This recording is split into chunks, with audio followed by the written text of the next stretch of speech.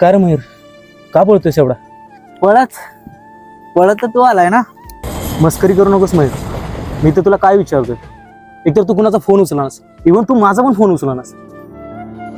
अरे बोल, तुझ्यापासून काय लपवायचं?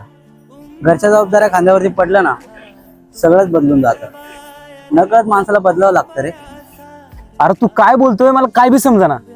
मी वापरलो गेलो रे फक्त मैत्री, प्रेम आणि विश्वासामध्ये. आता मी कशी दिवस काढतोय ना, माझं मलाच माहिती आहे. हसतंय तर सगळ्यांसमोर, पण माझ्या आत काय चाललंय ना, ते फक्त माझं मला माहिती आहे. हसणं होतं, फिरणं होतं, सगळं काय परफेक्ट होतं, पण काहीतरी मिसिंग होतं.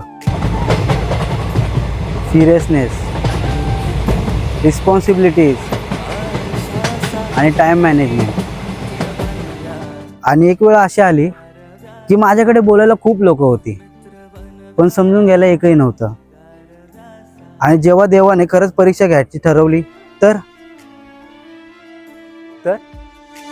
आत्महत्याच करणार नाही, बरं ते जाऊ दे, वहिनीचं काय झालं? आत्महत्याच करणार नाही कोणी. मग तू आता काय ठरवलंय? काय नाही, माझ्या भरकटलेल्या मनाला शोधण्याचा प्रयत्न करणार आहे. मित्र बनव्यामध्ये गारव्यासारखा, मित्र बनव्यामध्ये गारव्यासारखा.